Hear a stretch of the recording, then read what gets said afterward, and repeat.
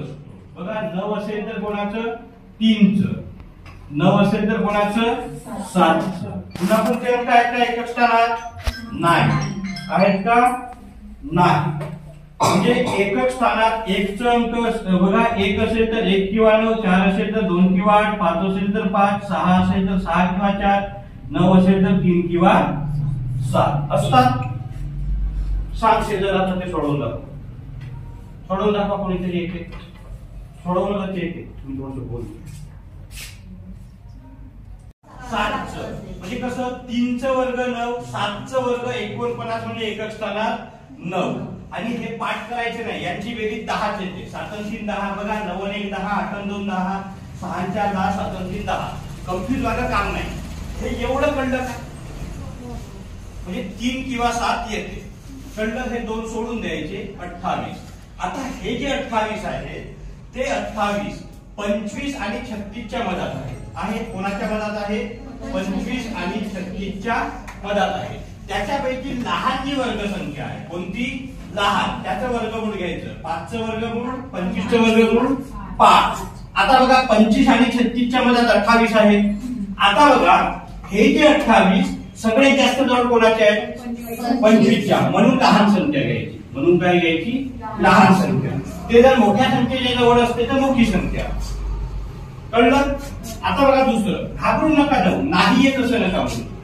33 आणि 64. 33 आणि 64. बघा एकक स्थानात किती आहे? 4.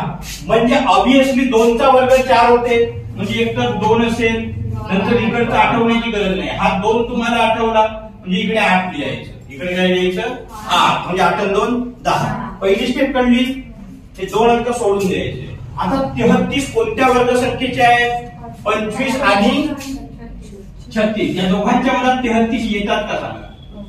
कोणत्याही संख्या नाही द्यायच्या. संख्या ह्याच द्यायच्या. वर्गसंख्या दोघांच्या मधात काय आहे? 33 आहे. आता बघा त्याच्यापैकी लहान जी संख्या आहे त्याचं वर्गमूळ घ्यायचं. किती? 5. घेतलं 5. आता मला एक सांगा 33 सगळ्यात जास्त जवळ कोणाच्या आहेत? 36च्या आहेत. म्हणजे मोठ्या संख्येच्या जवळ आहेत. म्हणून इथून मोठा अंक उचलायचा. म्हणजे याचं वर्गमूळ काय आहे? त्याच्यापेक्षा सोपं काहीच नाही. खूप सोपं झालं. कळलं? नंतर बघा तिसरं उदाहरण आहे. काय आहे तिसरं?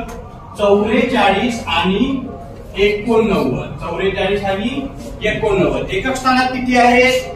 9. 9 म्हणजे कितीचा वर्ग असतो? 3चं. 3 अधिक 7 किती होतात? 10. म्हणून 7 लिहिले. म्हणून काय लिहिले? 7. किंवा 7चा वर्ग 49 होतो. त्याच्या एकक स्थानात काय असतात? 9 असतात. म्हणून 3 आणि 7 लिहिले. बघा उरले किती? 44. 44 हे कोणाच्या मधात आहे? 36 आणि 49. लिहून टाकायचं. कोणाच्या मधात आहे? 36 आणि 49. त्याच्यापैकी लहान संख्येचं वर्गमूळ घ्यायचं. किती येते? 6. किती येते? 6. आता सगळ्यात जवळ कोणाच्या आहेत? 49च्या. कोणाच्या आहेत? 49च्या. म्हणून याच्यापैकी मोठा अंक घ्यायचं. म्हणजे कसं लहान मोठा घ्यायचं कळलं का? जर लहान संख्येच्या जवळ हे असेल तर लहान घ्यायचं. मोठ्या संख्येच्या असेल तर मोठा घ्यायचं. म्हणजे काय झाले? 67. आता चौथं बघा. आता काय?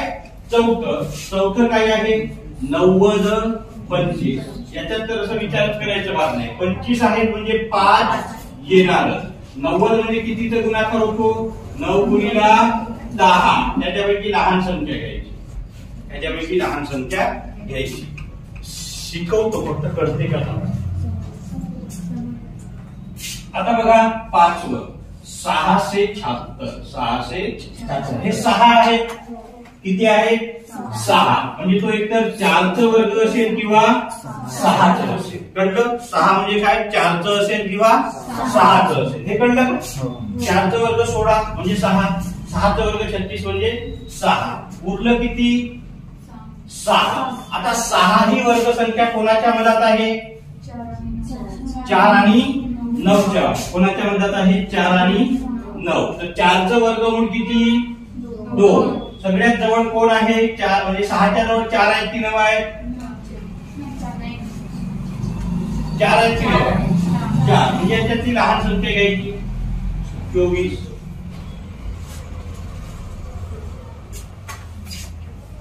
आठे साहेब समजलं का? बघा आता हा एक प्रॉब्लेम लक्षात घ्या. 59 हे मला समजून काही नाही, मला समजलं आहे आता तुम्हाला समजलं पाहिजे. शेवटचा अंक 7 मध्ये आणि 3 च्या मध्ये 26 येते का सर? 676 26 येते का? का चुकलं? 25 चा 625 26 चा 6 आपले एकच काम नाही केली, संख्या आहे बघा, एकच संख्या आहे की त्याच्यात काय होतं, तो 26 चा वर्ग आहे ते पाठच करायचं, दुसरी संख्याच नाहीये, थोड्या दोन अंकी संख्या शोधून काढा. म्हणजे कम्प्युटर कसं होतं, इथं जे आपण पहिली पद्धत होती 6 आहे म्हणजे 4 आणि 6 घेणार, उरले किती 6. काय करत होतो, त्याच्या आधीची वर्ग संख्या कोणती 4 म्हणजे काय 2 घ्यायचं, म्हणून कॉन्जिक्युटिव्ह नंबर सोबत जर गुणाकार केला तर 6 होता, म्हणजे 6 = 6 होता. मग जर सारखंच होत असेल त्याच्यापैकी मोठं अंक घेतो, म्हणजे किती येणार 26. तर असे पुन्हा नंबर नाही आहे, एकच आहे. कळलं का? बाकीचे सगळे ट्रिक काम करतात ना? सांगा मग एखादं असं नंबर लहान म्हणजे ट्रिक काम करते की नाही ते. म्हणजे काय होतं, याचा कॉन्जिक्युटिव्ह नंबरचा गुणाकार आणि 6 सारखेच होतात, म्हणून याच्यात मोठी संख्या घ्यावी लागते. 576 कोणाचा लोणीचा आहे का? बघू बरं याच्यात काम करते की नाही. 576 6 आहे म्हणजे 4 किंवा 6 घ्यायचं, 4 किंवा 6 हे झालं. थोडस स्पेशल प्रॉब्लेम लिहून टाका. आणि एकच आहे, आपण याच्या ते हा एकदा घेतलो होतो, दामिनीने विचारला, दामिनीने फाशीने विचारला होता बघा हा प्रॉब्लेम. कळलं? आता 576 म्हणजे उरलं किती 5 कोणाच्या मधात आहे 4 आणि 9, 4 आणि 9 च्या मधात आहे. त्याच्यापैकी लहान जी वर्गसंख्या आहे त्याचं वर्गमूळ घ्यायचं. आता 4 कोणाच्या जवळ आहे 5च्या आहे. कोणाच्या जवळ आहे 5च्या जवळ आहे ना, म्हणजे लहान संख्या कोणाच्या जवळ आहे 5च्या.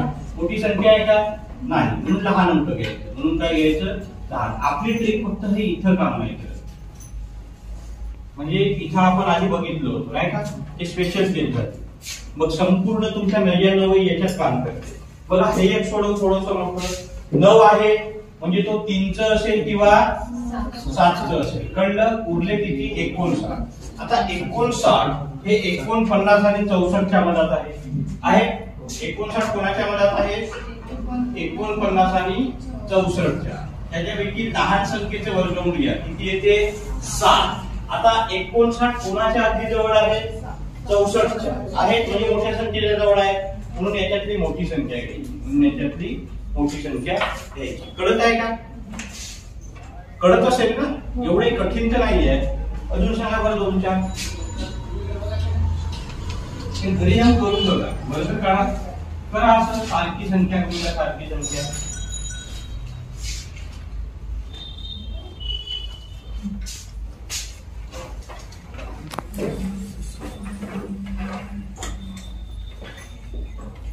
मायनस करायचे, डिवायडेड बाय हंड्रेड. बघा 2 शून्य टाकलं, जे 17 आपण ऍड वगैरे केलं त्याचं वर्ग काढा. 17चा वर्ग किती 289 आहे. आता बघा 4 पंचे 20, आजचे आले 2, 8 3 15 2 17, आजचं आलं 1, 5 25 आणि 1 26. आता हे 2 काय करायचे इथे ऍड करायचे. आपल्याला फक्त 2च अंक पाहिजे, म्हणजे 26 70 आणि 2 72 89 आलं. एवढं उत्तर सोपं होतं. कळलं का? येतं का तुम्हाला हे? चला वर्गमूळ शिकू. काय शिकू?